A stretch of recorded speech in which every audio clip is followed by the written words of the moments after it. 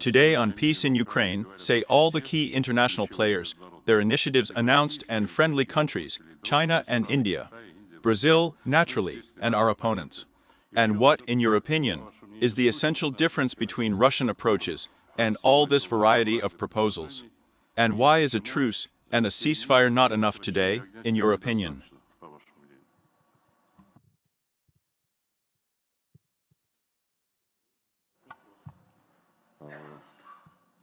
Well, I'm going to say two words anyway.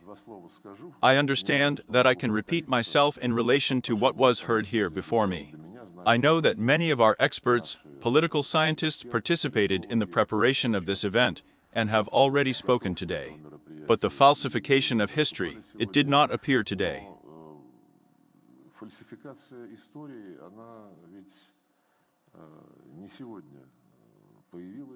For many years, our detractors have been doing this in order to quarrel with the Russian peoples and achieve in their own selfish interests, to prevent cooperation in the post-Soviet space.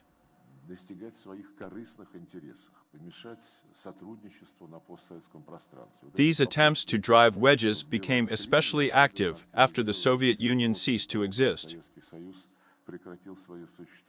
And it is with this period that a new violent surge of nationalist sentiments in Ukraine is associated, which existed there for a long time, but latently remained in such an inactive state. But after the collapse of the Soviet Union, after a short period of time, the then President Leonid Kuchma wrote a book.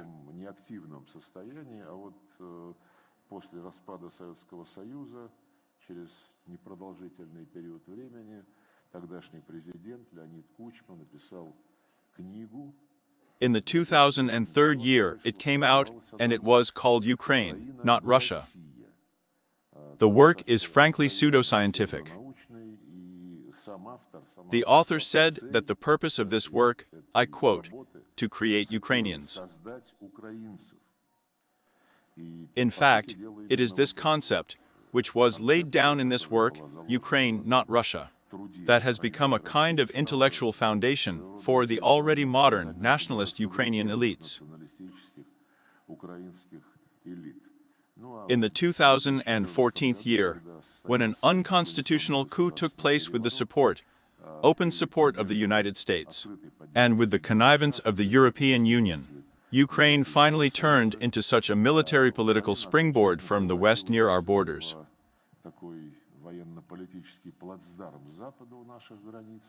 They cherished this dream for a long time, and it became known as anti-Russia.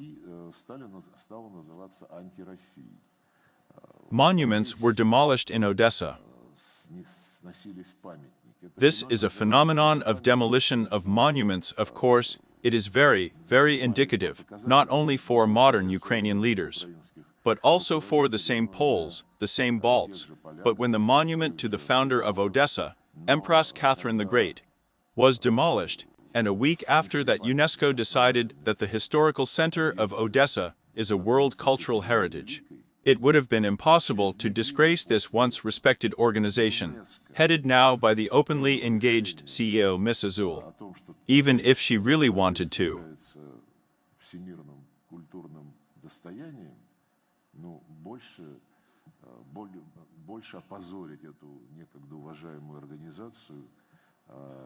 Возглавляемую сейчас откровенно ангажированным генеральным директором госпожой Азуле, было бы невозможно, даже если бы очень хотеть. But I'm not talking about other monuments to Alexander Suvorov, Alexander Pushkin, Joseph Babel, literary, cultural, and art figures whose name is associated with the Russian language.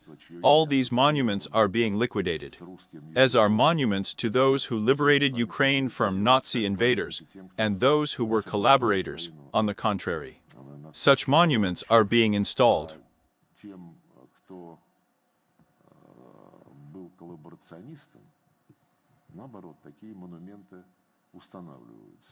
But it is clear that it is very difficult to replace the historical truth. Therefore, the ideologists of this very Ukraine are not Russia. They hit such research and publish such supposedly scientific works that the last hairs stand on end.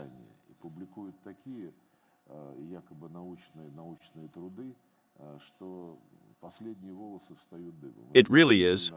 I'm not telling any jokes right now, but in fact, the Ukrainians dug up the Black Sea. Выкопали украинцы. Buddha originates from Zaporozhye. Mona Lisa is of Ukrainian origin. Мона Лиза имеет украинское происхождение. Her great-grandmother and great-grandfather were from Odessa and Kiev. Can you imagine what kind of nonsense this is? It is not just spread through word of mouth. It is from textbooks about the history of Ukraine. Это из учебников об истории Украины. And Russophobia, of course, is deeply rooted there, actively supported by Westerners, and also in a historical context. Тоже в историческом контексте. In the middle of the 19th century, the authorities of the Austro-Hungarian Empire cultivated anti-Russian sentiments in the west of Ukraine, and began quite actively persecuting the inhabitants of this part, this territory of the Rusyns. Гонение на жителей этой части, этой территории русинов. But a significant part, despite these persecutions, a significant part of the intelligentsia, the Galician Russian intelligentsia, and the overwhelming majority of the people remained committed to spiritual kinship with our country, despite all attempts to break these ties. Разорвать эти узы. In the First World War, during the First World War, the Austro-Hungarian authorities unleashed large-scale repressions against the same Rusyns. Tens of thousands were killed in the death camps of Tallerhof and Terezin, the first mass death camps. This is exactly the Austro-Hungarian invention. Венгерское изобретение. And now, on the site of Tallerhof, there is the airport of the city of Grad from the Austrian. We have not forgotten these crimes. Не забыты.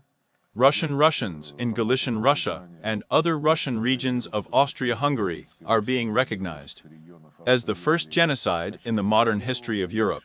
История Европы геноцида. Это This work will continue. будет продолжено. Спасибо. In 1920 in Vienna, that same infamous organization of Ukrainian nationalists, it became the matrix for the majority of Ukrainian nationalist parties and organizations in the 1990s-2000 years.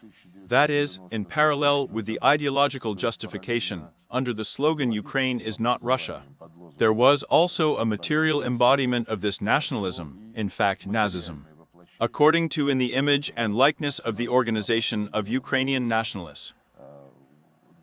По образу и подобию организации украинских националистов. The theory was promoted through this organization, and those who praised it as an ideal union of Ukrainians, the theory of ethnic purity, copying the experience of both Western colonizers, as you know, and the German Nazis. Копируя опыт и западных колонизаторов, как вы знаете, и германских нацистов. The peoples were divided into friendly, neutral, and they had to be evicted from the territory of Ukraine, and unfriendly on the other hand. И недружественные, с другой стороны. The latter, and there were Russians, Poles, Jews, Hungarians, should have been destroyed in the understanding of these Ukrainian nationalists. This is what they actually did during the Second World War. Второй мировой войны. And this is the experience now of those who were ideologues and who embodied these misanthropic principles in life. Now their new nationalist movement, or revived nationalist movement, elevates to a pedestal and idolizes. Новое националистическое движение или возрожденное националистическое движение возносит на пьедестал и боготворит. Bandera, Shukevich are declared almost the founders of the modern Ukrainian nation. Чуть ли не основателями современной украинской нации.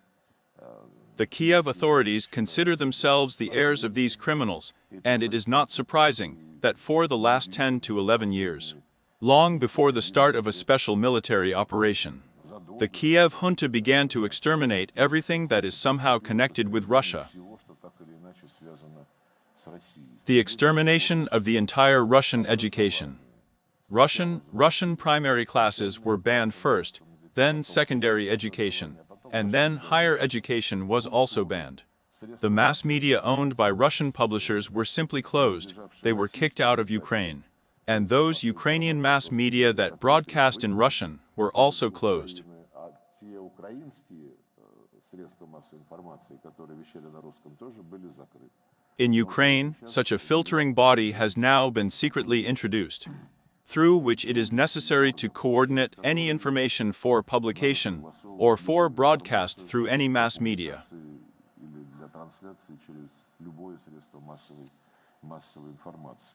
And, you know, the president has long drawn attention to these trends, and he spoke 5 or 6 years ago at a meeting of the Victory Organizing Committee on preparations for the next date of victory in the Great Patriotic War.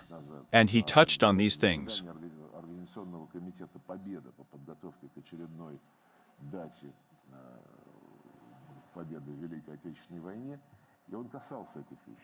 And our answer to a lie is the truth. And the truth, of course, we need to protect. It lies in the fact that the South Russian lands and the entire territory of modern Ukraine have always been among the most developed and prosperous regions of both the Russian Empire and the Soviet Union. Natives of these lands in Soviet times invariably held high government posts, including the leader of the Soviet Union, Leonid Ilyich Brezhnev, who hails from the current Dnipropetrovsk region, worked for a very long time in leadership positions in Ukraine itself.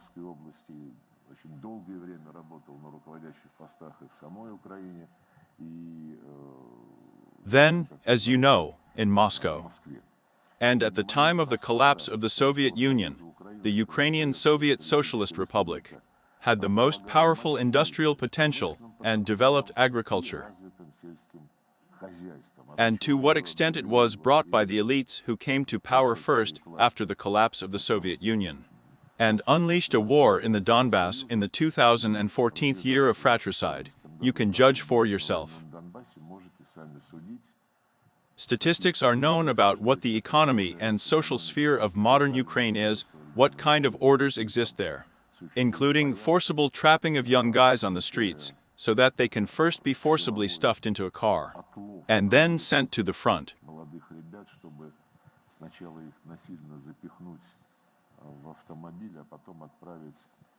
And Russia has absolutely nothing to do with it. Remember when the coup took place, and the new authorities who came to Kiev as a result of this coup divided portfolios, announced their program.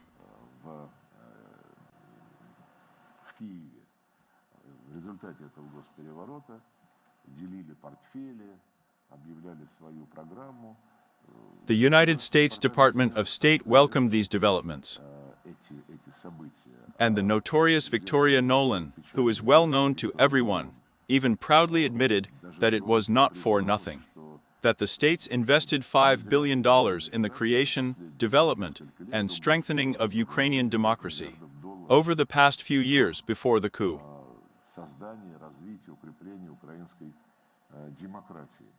But you see, today there is a lot of talk about national identity, self-determination.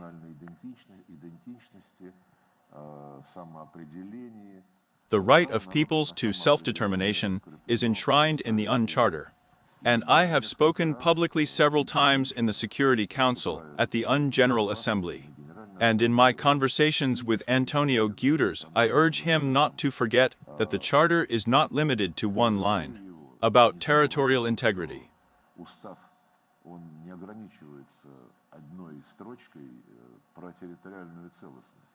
Territorial integrity.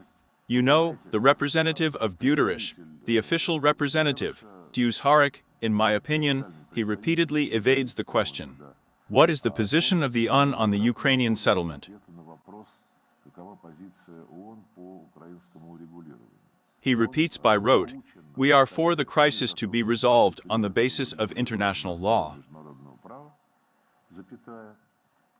Principles of territorial integrity of Ukraine and resolutions of the General Assembly.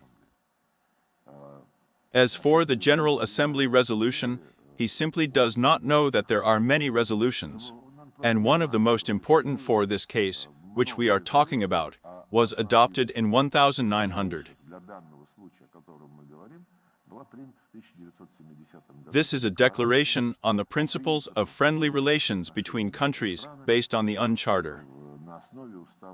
This is a big document. It was consensual, unlike those resolutions that the current Kiev regime, with the support of the West, pushes through by voting and to which Guterres refers, justifying his position, which fully supports the Ukrainian regime.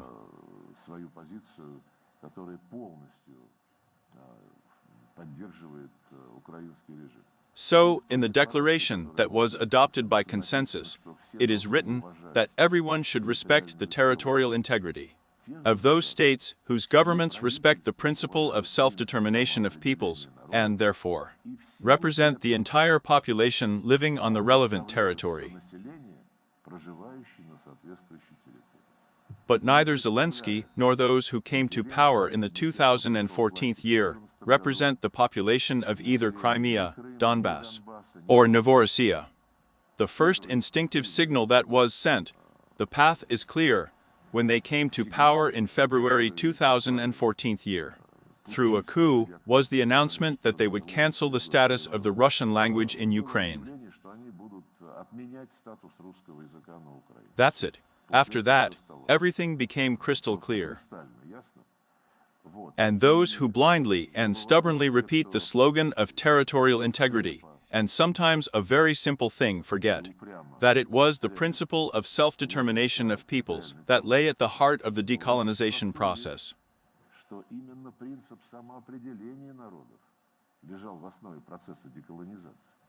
When, in accordance with that declaration of 1970, simply the African peoples did not want to live under the colonial yoke, and the colonizers in Lisbon, Paris, London, in all the capitals of the metropolitan countries, these governments did not represent the African peoples.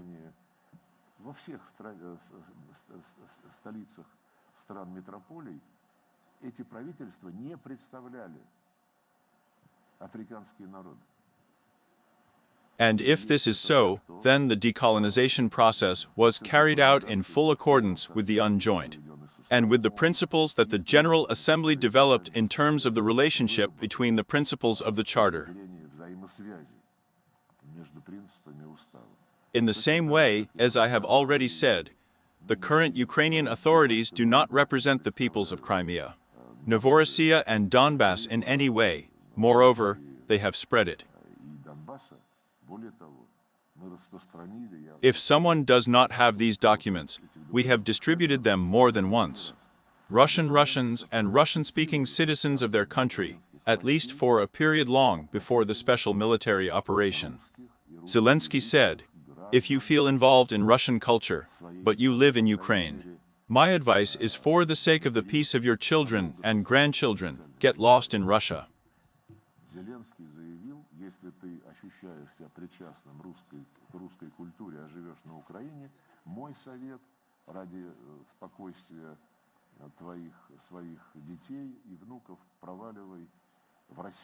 Well, all the other figures from his cabinet were even more outspoken, including calls to kill Rusnya.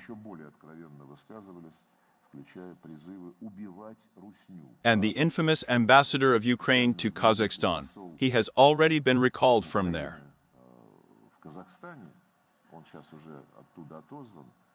In the 22nd year, in my opinion, he gave interviews and live. Answering the question of what tasks the Ukrainian authorities face, he says, to kill as many Russians as possible. Because we want them not to exist at all. Therefore, we need to kill as much as possible so that our children have less work left. The ambassador, and there were no complaints from any Western power that supports this regime.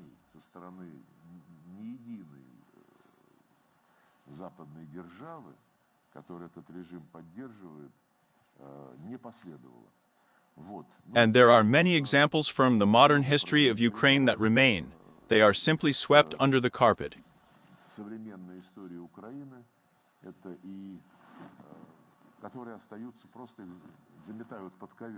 And no one is going to investigate crimes. Odessa, the 2nd of May, 2000 of the 14th year. 50 living people were burned in the house of trade unions just because they opposed what the putschists who illegally seized power were doing.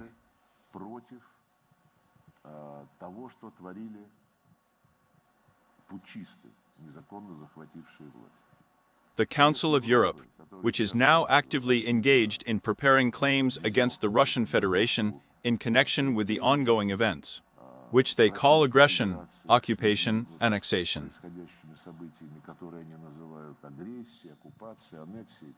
The Council of Europe at that time timidly offered its services in facilitating the investigation of a savage crime, as a result of which 50 people were burned alive.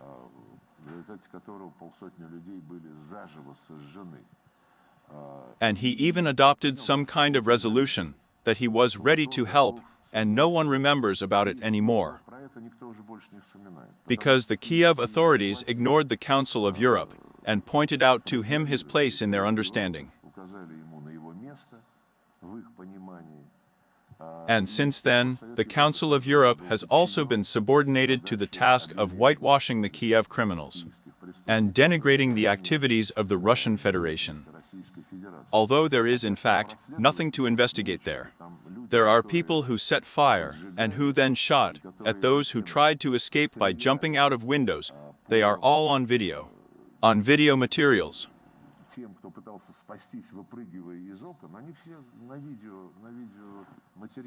There is absolutely no work to be done there. Just publish this data, and that's it. Another episode of lying and cover-up is, of course, Bucha. April of the 22nd year, when the Russian armed forces, at the request of the West, were waiting for the signing of a peace agreement on a settlement based on the principles that the Ukrainians themselves proposed.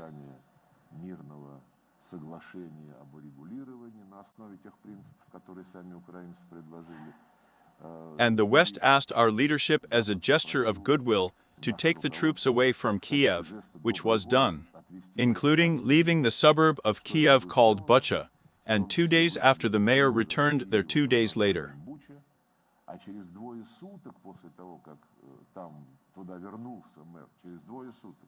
Not somewhere in the basement, but on the central street of this settlement, the BBC correspondents, who were conveniently at hand, showed dozens of bodies of people who were neatly laid out along this main street on both sides of it.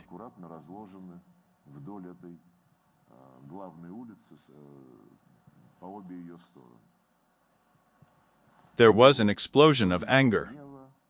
The West again took advantage of this BBC report to impose a new batch of sanctions against the Russian Federation. And we've been wondering ever since, has anyone investigated this crime? We have written a letter to the High Commissioner for Human Rights. He has been silent for many months, and maybe for more than a year. According to our data, they know everything perfectly well, but they are afraid to tell the truth, which they at least partially know. And the most telling example of hypocrisy and cover-up of criminals is the refusal to provide the names of those people, whose bodies were shown and caused such a surge of indignation.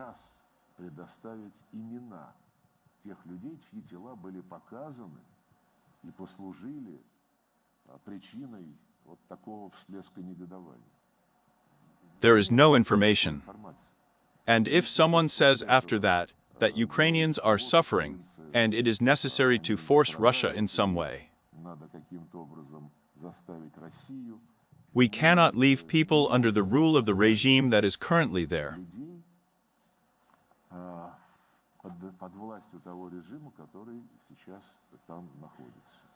And if the government, the so-called junta, by and large, Zelensky, if they expect that somehow an agreement will be reached on the cessation of hostilities, and what remains of Ukraine will live according to the laws that they have adopted, this is an illusion.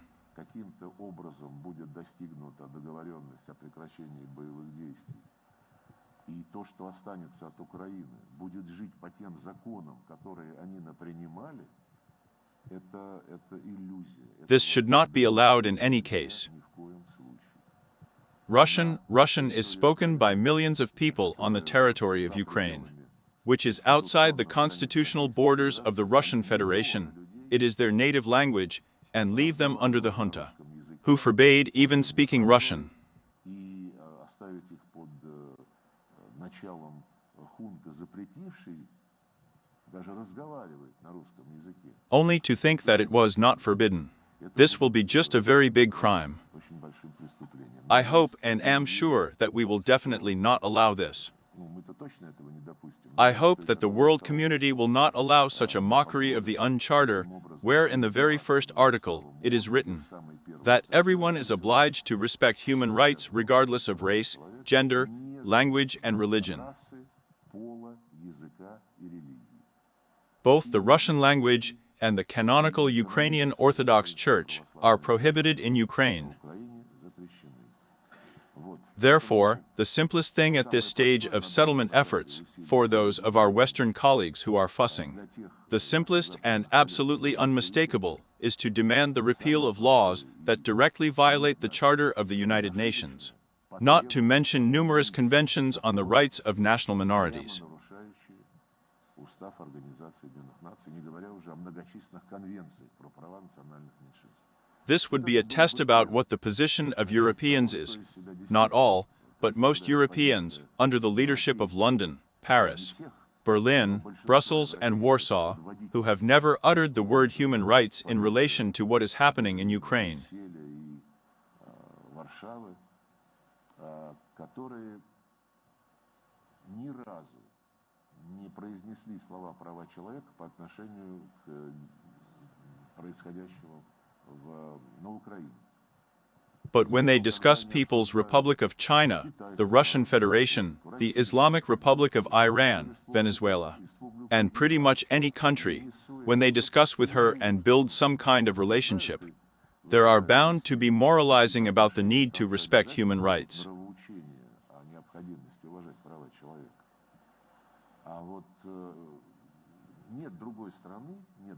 We recalled with the ambassador of Israel that neither the Arabic language is banned in Israel, nor Hebrew is prohibited in Arab countries.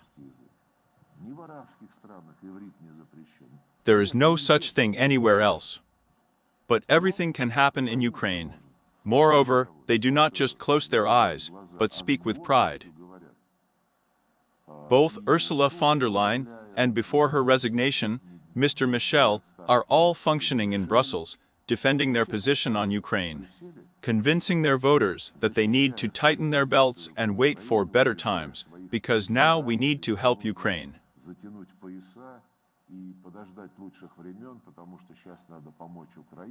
Not to medicine, not to heating. We have to wait, because Ukraine defends European values. So draw conclusions about what Europe sees its values in. The real Nazism is being revived. And there are plenty of examples of this. Including the speech of the new Chancellor of Germany, Mr. Merz, that it was time for Germany to lead Europe again. To say such words, but in general, it is necessary to be a very big cynic.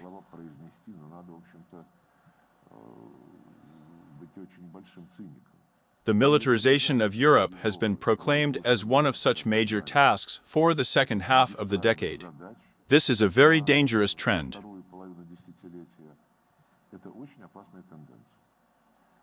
I won't go any further. I can talk about this topic for a long time. It worries me, but let's get to the question. That you have recently answered the historical agenda with me to the first question that I asked, but I nevertheless dared to ask again.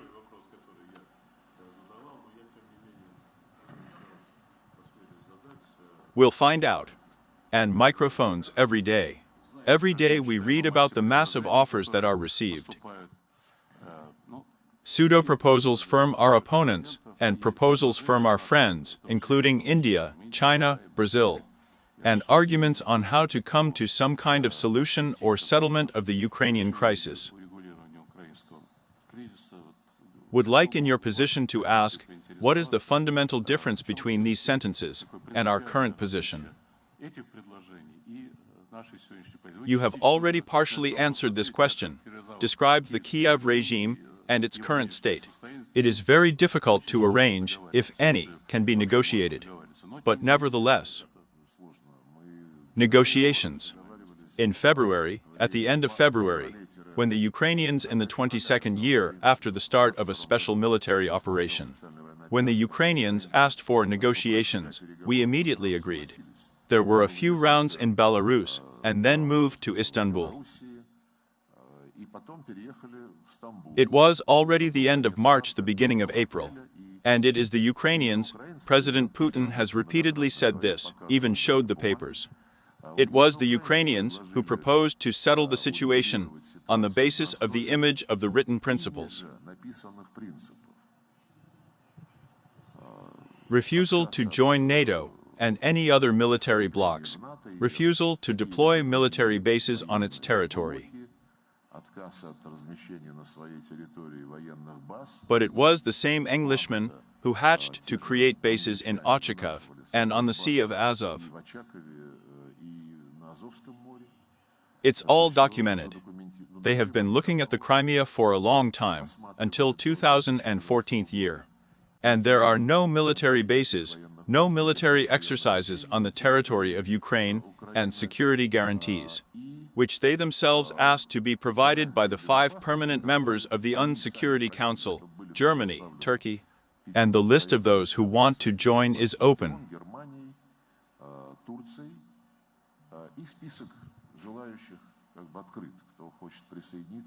And the guarantees were formulated in almost the same way as the 5th article of the North Atlantic Treaty, the Washington Treaty.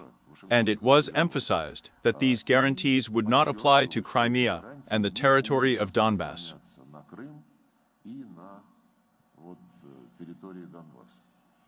They wrote these principles, and that the dialogue will continue in other areas of settlement. And we agreed. This was important in order to ensure that the main goal at that time was the inadmissibility of NATO penetration into the territory of Ukraine. Well, there were other guarantees provided, including for national minorities. And it was all brought down.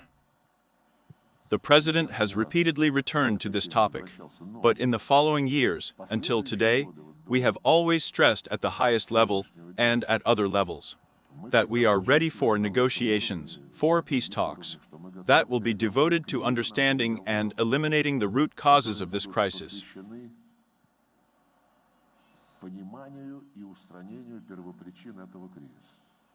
They did not shirk firm contacts. They claimed that Zelensky said that he would never sit next to him at all. He signed a decree prohibiting negotiations with Putin and his government. Now they are trying to beat him, that this is not really the case, that it is impossible to meet Putin personally. And if you can't meet with Putin, then why did you shout that I went to Istanbul and Putin doesn't want to come there?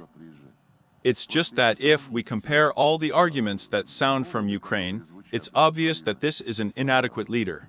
And it's very difficult to understand when and what he will do when he flies to the South African Republic, when he goes to hug someone in Europe.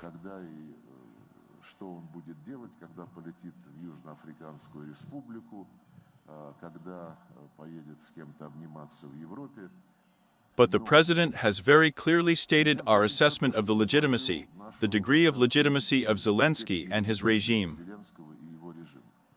But he stressed at the same time that we still do not refuse to contact him and his administration, in order to agree on the principles of settlement that suit everyone. Another thing is, when it comes to signing, the issue of legitimacy will be crucial there. Because if those whose legitimacy, to put it mildly, no one is convinced anymore, then the replacements may question the agreement reached.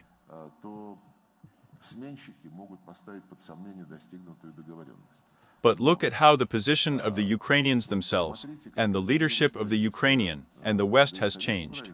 Until recently, a year ago, they declared no negotiations, no truce, only a strategic defeat of Russia will save the situation on the battlefield, and Russia must withdraw to the borders from 1991st year.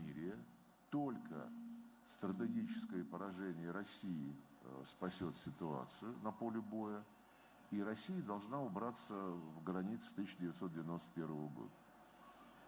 And then, when they began to understand about the change in the situation on the line of contact, far from favoring the Kiev regime, they began to sound new notes again against stopping hostilities and against starting negotiations. Because they stated that in order to start negotiations, Ukraine must secure a position of strength and talk to Russia with a position of strength.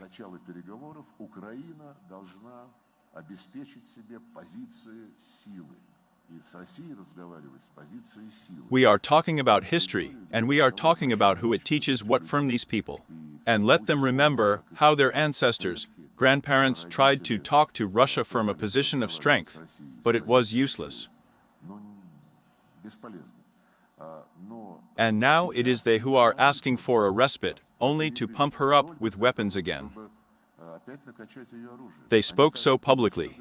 The same former colleague of mine, and now the President of Finland, Alexander Stupa, says, Putin is obliged to immediately agree to a truce, but the truce will not impose any restrictions on the relations of the West with the Ukrainian regime. What does this mean? That they want to continue militarizing this state. Here we have members of the delegation who recently went to Istanbul for the first round of negotiations. The Ukrainians, you know, sat, talked, discussed agreements that eventually began to emerge on the exchange of prisoners of war, and that both sides would prepare a memorandum outlining the issues that should make up the content of the settlement, which should be given priority attention. Подготовят меморандум с изложением тех вопросов, которые должны составить содержание урегулирования, на которые нужно уделить приоритетное внимание. We agreed and nothing special happened. We agreed because we expected that the support of the West, including the United States, would be eternal, and they would always be allowed everything.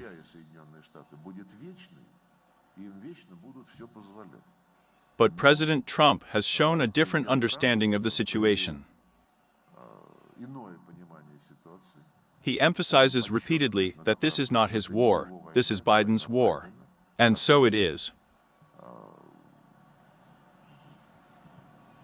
And his position that the United States is guided by national interests, it also applies to the Ukrainian situation.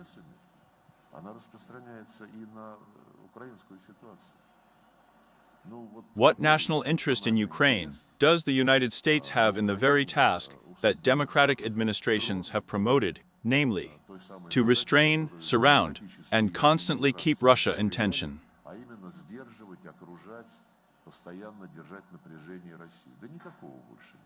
Economically, for God's sake, please, no one forbids anyone. Therefore, yes, we are for negotiations. There will be a second round of negotiations. They confirmed this. But this is already a positive development. Is work on the memorandum underway today? Being conducted? I do not know how from that side, but our work is already at an advanced stage, and in any case, we will hand over this memorandum to the Ukrainians, as agreed, and we will count on them to do. Is anything clear about the dates of the next meetings? Since there's a lot of talk about it now. No, the timing has not yet been determined. There many people fantasize about where it will take place. We don't have any ideas right now, but to be honest, we probably have a papal nuncio here, right? Скажу честно, наверное, здесь есть у нас нунций папский, да? No. It seemed to me. Registration was underway.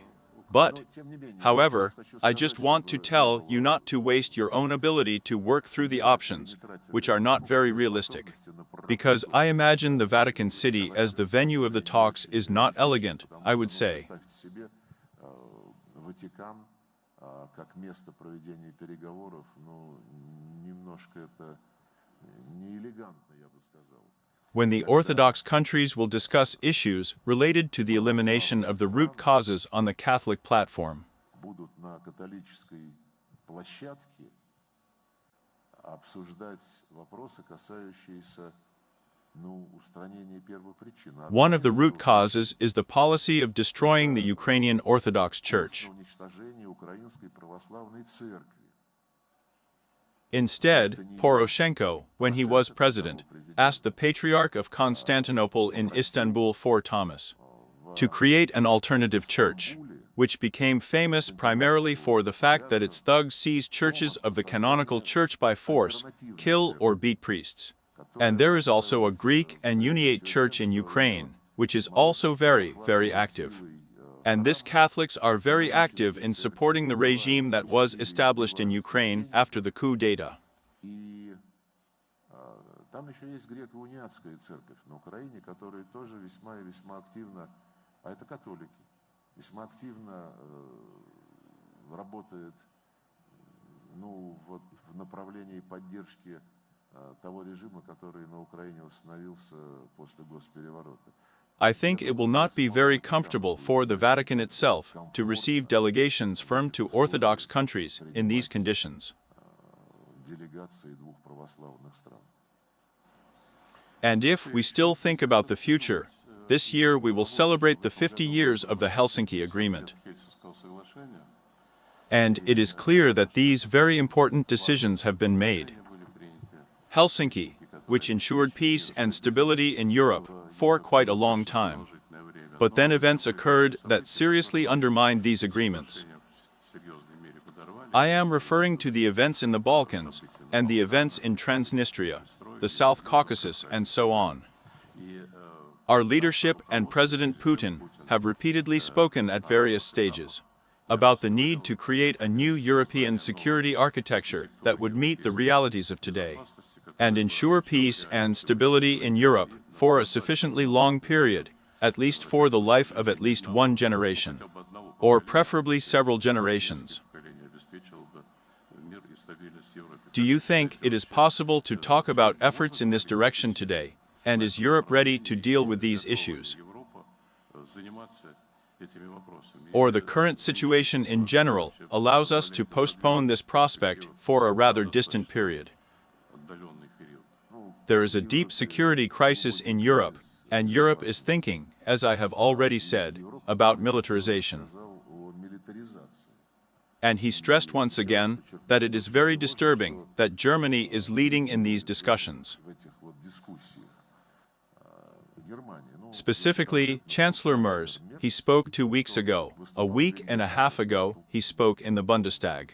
Strengthening the Bundeswehr is in the first place for us.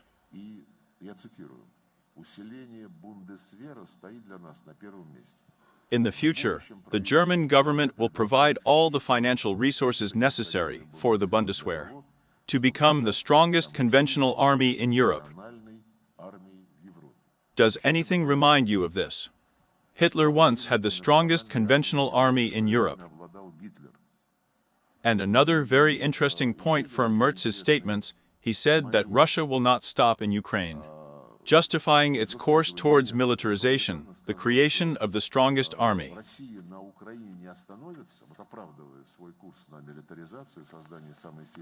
He said, Russia will not stop in Ukraine and will go to seize Europe, according to Freud.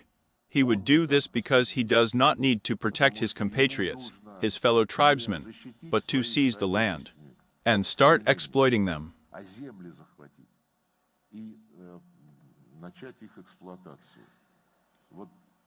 In other words, these instincts are Nazi. They somehow turned out to be very tenacious. Therefore, as for our position, it is based on the obvious that Euro-Atlantic security models have not justified themselves.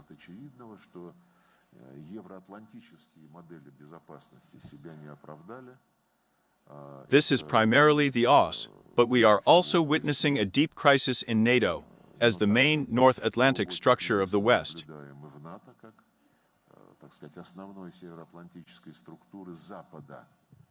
The European Union, having signed an agreement with NATO about a year and a half or two ago, has practically become an appendage in the military-political sense, since this agreement grants NATO the right to use the territories of all non-NATO states when it is necessary to transfer weapons and equipment to the east, that is, closer to us.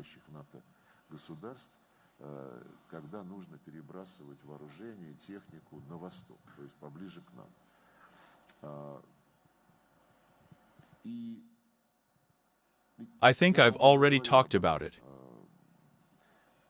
In Eurasia, it is the largest continent, the richest, the most numerous continent. This continent is the birthplace of many great civilizations and a continent where there are many integration structures.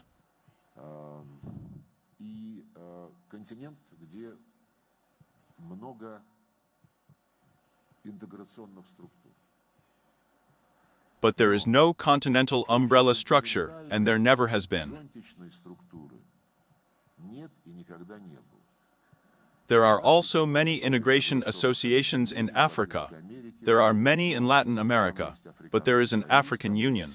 There is a CILAC, a community of Latin American and Caribbean countries, and in Eurasia, there is no such all-encompassing organization. Or even an association and movement does not necessarily exist, which is probably unnatural. And going from life, we see prospects, including from the point of view of increasing the competitiveness of the countries of the Eurasian continent. We see prospects in establishing working ties between existing integration associations.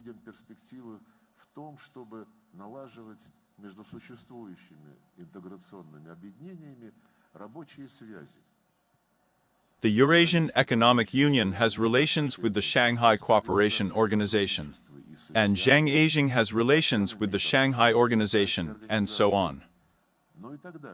And there is an initiative of Kazakhstan, which we support, a meeting on interaction and confidence-building measures in Asia, which is currently being discussed about transforming it into an organization.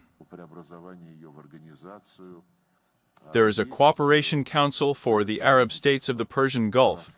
This is also a very promising association. Taking into account the process of normalization of relations between the Arab monarchies and Iran. This seriously increases the economic, transit, and logistical potential. There is the Central Asian Five, with which many countries of the continent, and not only China, are establishing ties. And if each of these associations has its own plans for the development of transport routes, energy delivery routes, and, of course, it is much more profitable and efficient to harmonize these plans, rather than doing the same things on each site.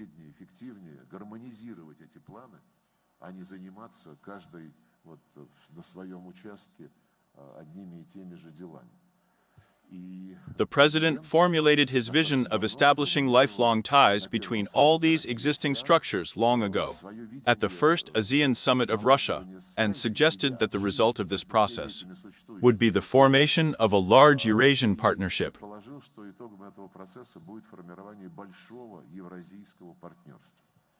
And the process is underway. And the same international transport corridors north-south, allowing for a direct connection between the Baltic and the Indian Ocean.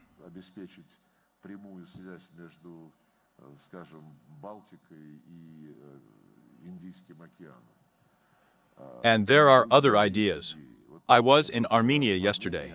The Armenian side is working on the crossroads of the World Initiative, striving to integrate its territory, its logistics capabilities, into these large continental processes.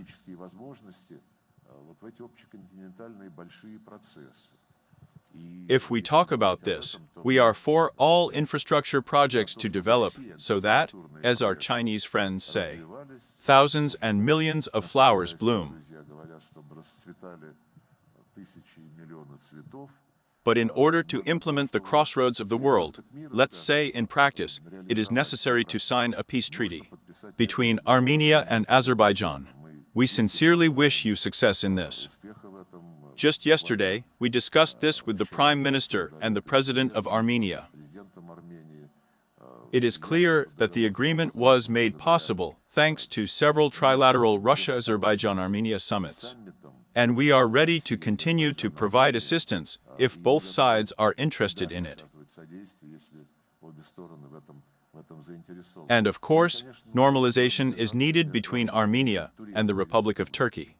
Overcoming conflicts and unblocking the bans on transport and economic ties imposed as a result of these conflicts will, of course, significantly increase the competitiveness of this part of the continent and our entire continent.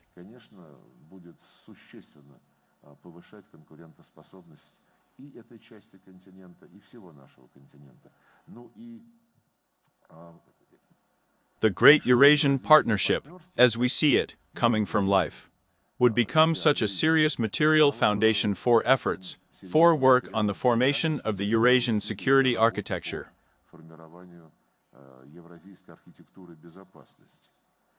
I proceed from the fact that the countries of the continent should deal with this and that there should be a structure. In the logic of Eurasian security, not Euro-Atlantic.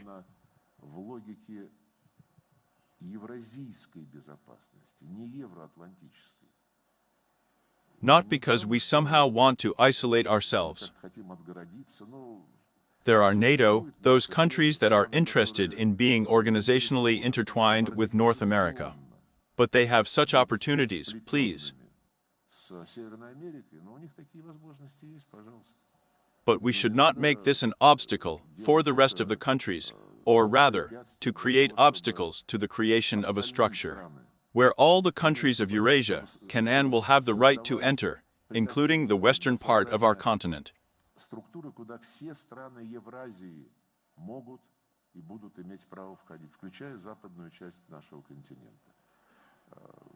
I don't see any reason here to see this as a conspiracy of some kind. But there are attempts to engage in unilateral initiatives, on the other hand, on the part of NATO.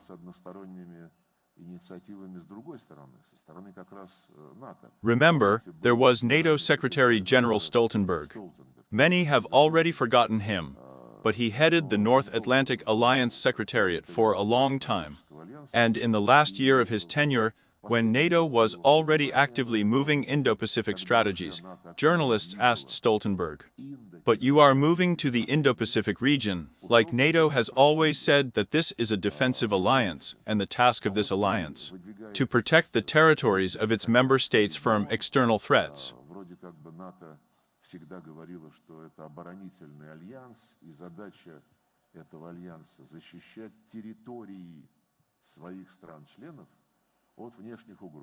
He didn't even blink, didn't blush. Yes, he is. But now the threats to the territories of NATO member countries come from Southeast Asia and Northeast Asia, from the Taiwan Strait, the South China Sea, just the fact that NATO is now pushing its infrastructure to the eastern part of the Eurasian continent. The fact that NATO is actively trying to weaken, at least, to put it mildly, to weaken the unity of the Asians, tries to invite individual members of the Asians to the closed bloc structures of the Troika, then the Quartet, and declares that this is a vital region for NATO.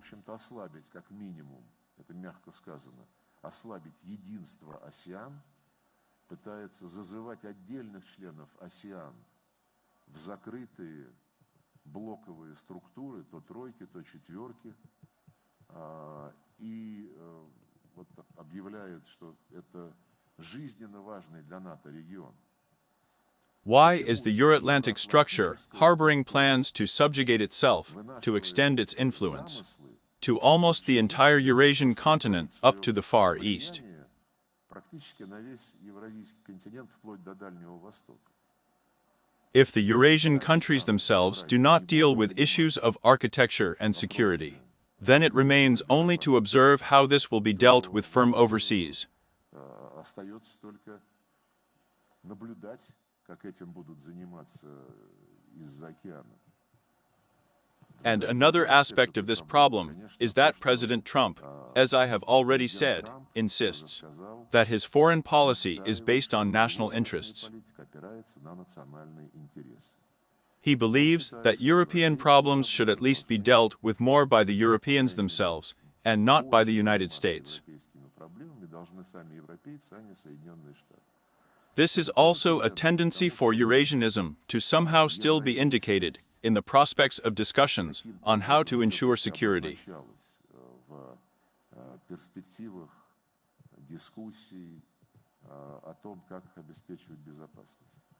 This is contradicted by the completely aggressive revanchist rhetoric of Brussels, Berlin, on the militarization of Europe, on processing its population to prepare for war with Russia.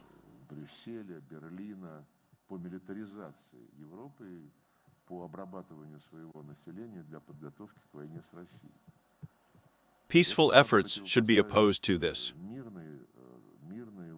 And here we have actively supported from the very beginning the initiative of Belarus, which held a conference on Eurasian security in Minsk for the first time a couple of years ago. The second conference took place last year, and a third one is planned for this autumn.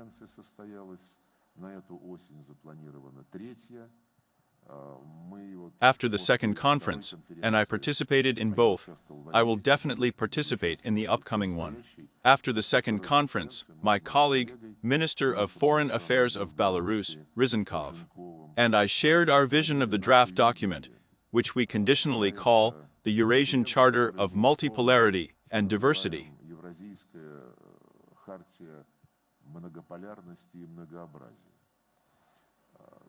Some ministers from the European Union, other European countries, Serbia in particular, participated, because we emphasize that the Eurasian discussions on Eurasian security should be open to all countries of the Eurasian continent.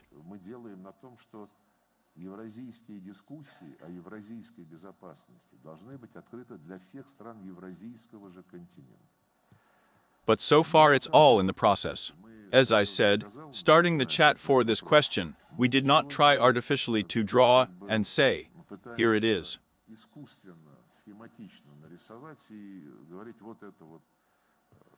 This distinguishes us from the authors and guides of the Indo-Pacific strategies, which were just conceived in NATO cabinets, and then began to advance first in NATO. They were supported.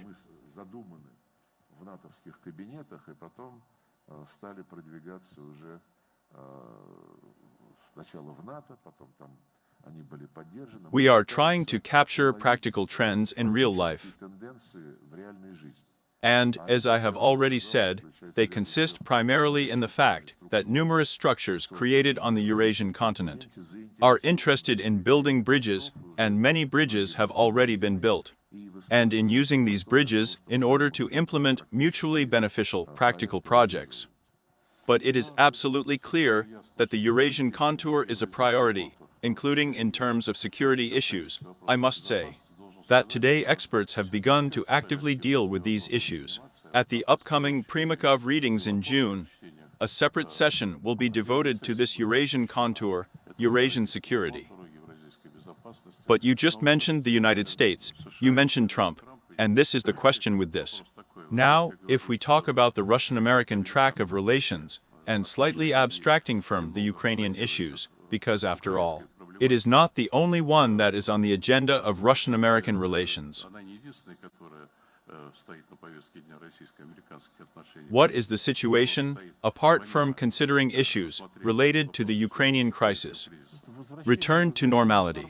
When Yuri Ushakov and I met with Marco Rubio, and then National Security Advisor Michael Walls in Arliad, at the suggestion of the Americans, we recorded an absolutely clear common understanding on both sides, that the foreign policy of normal countries should be based on national interests.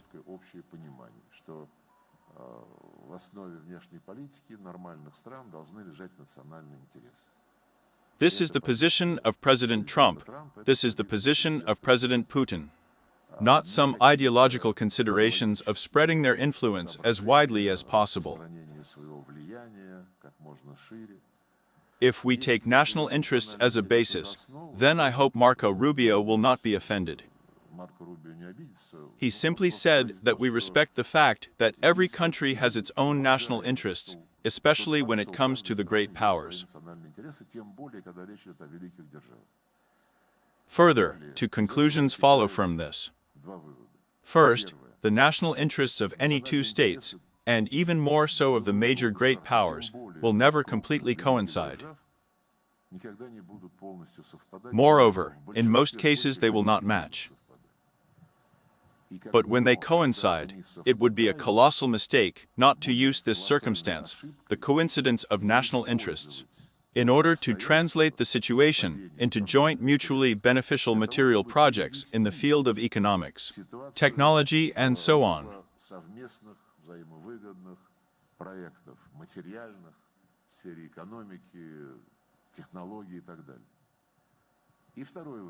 But when these interests do not coincide, but collide, it is the duty and responsibility of the respective powers not to allow this clash to develop into a confrontation, especially into a heated confrontation. This was the conceptual refrain of our conversations in Riyadh.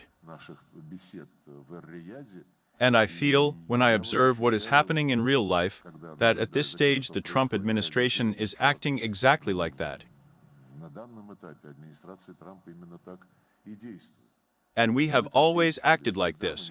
We have never taught anyone about life. We have never lectured anyone. This is a significant change in Washington's policy compared to Democratic administrations, although we see that this line of the White House causes serious ferment among the elites, including the Republican elites.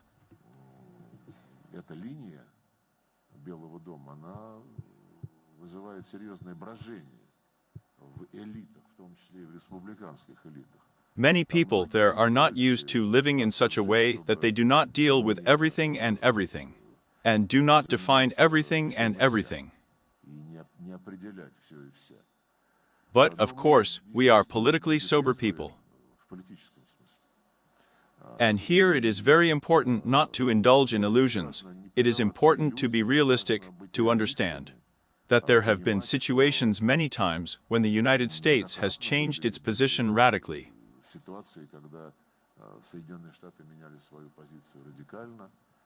This is life. It will not go away from this, but it is certainly necessary to take this into account.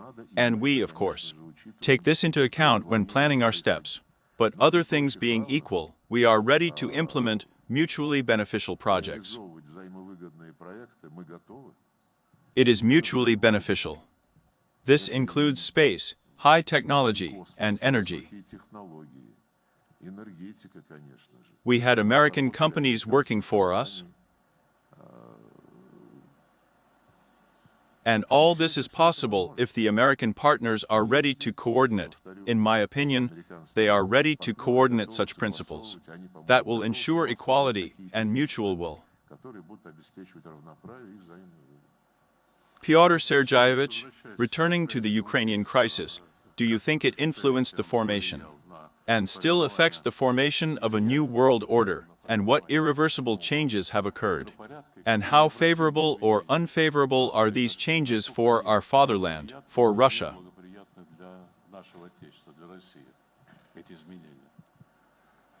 Well, I think the trend is healthy. The trend of the formation of a multipolar world. Many consider this a pipe dream because they say even a major power, first of all among the countries of the global majority, even major powers, still no one wants to quarrel with the United States.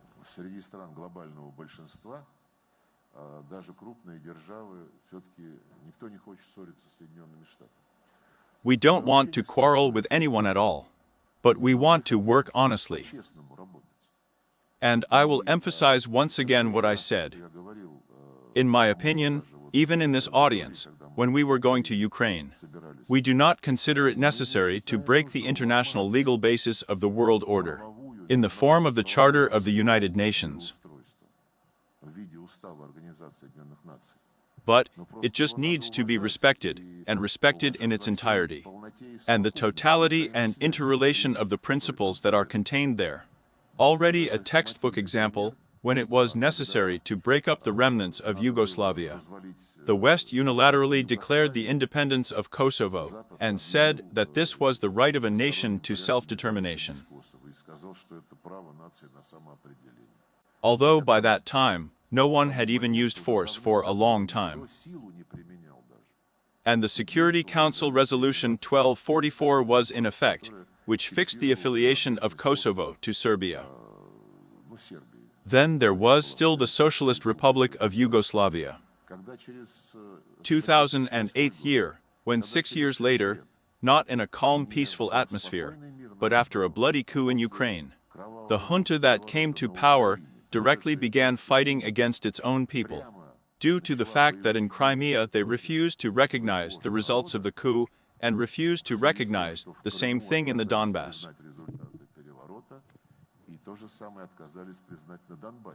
So combat planes were raised against them when Lugansk was bombed from the air. The center of Lugansk. No one remembers about it. People were burned alive.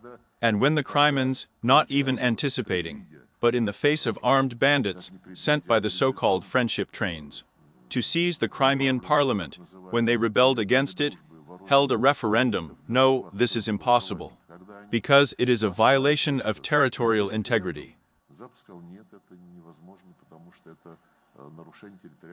And about Serbia. But this is different.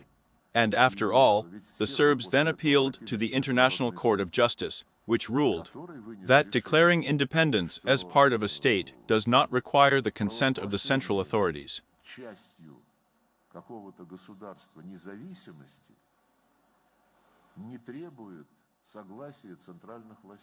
But everything seems to be clear, the point has been set. But still no one wants to admit it.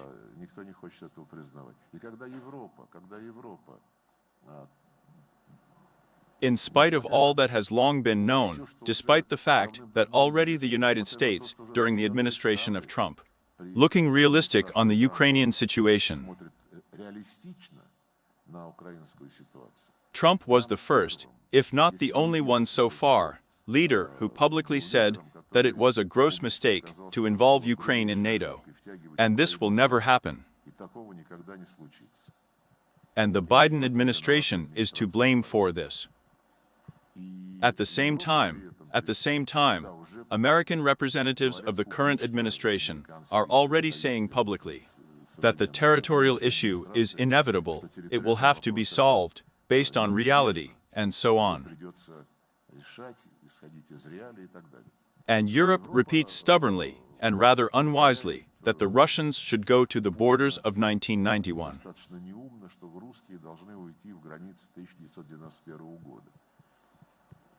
I have already said that when this conflict ends, I hope it will be so. That what remains beyond the constitutional borders of the Russian Federation, what will be the order there?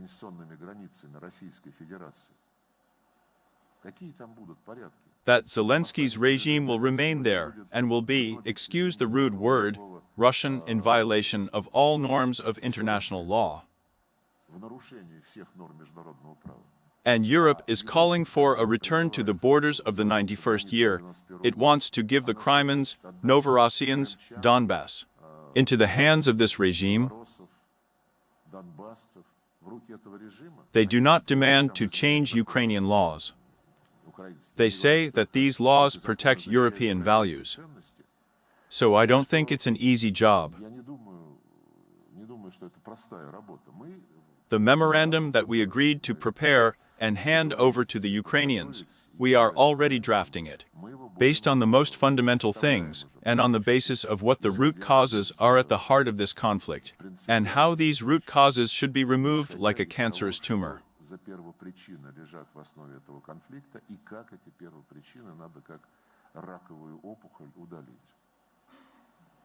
And what about your time?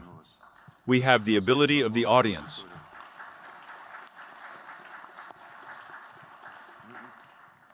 And the possibility of a question from the participants. A couple of questions. Colleagues, there is an opportunity to ask a couple of questions. Are there people willing to do this? Dear Sergey, I'm not a diplomat, I'm a research scientist of the Institute of CIS countries. First of all, I would like to thank you for your position that we will not depart from resolving the root causes of the Ukrainian crisis. For the fact that the Foreign Ministry is considering the recognition of the Jarosad of Russian Galician Rus in Talerhof, I have written a whole collection of my theology, where all this is considered in detail, and I propose for the Foreign Ministry such an important document as the message of the Saint Russian Patriarch Tikhon, according to whom the Russian Church cannot recognize the world, according to which Kiev, the mother of Russian cities and other Russian lands, are always torn away from Russia. I want to give it to you so that we can use it in the work of the Foreign Ministry. And, actually, I have no questions as such. There are words and support that. Full support of your position. Colleagues, do you have any questions? Then, Sergeyevich, I would like to ask this question, maybe even a little personal. Here you are as a minister of the ministry as a whole. What lessons have been learned for the ministry for yourself? From the Ukrainian crisis, its course, its current state. I know that the media is thinking very seriously about these issues. I think it will be interesting for the audience. What conclusions do you draw for yourself? With every single day of work, especially in recent years in the Ukrainian direction, I am convinced once again that our cause is right.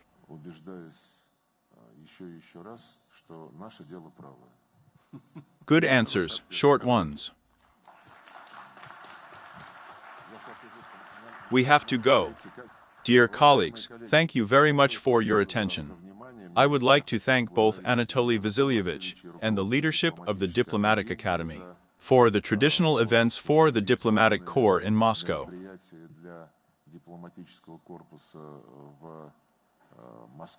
We will actively support and continue this tradition, and I hope that it will be interesting and useful for you. Thank you very much. Thank you. Good luck.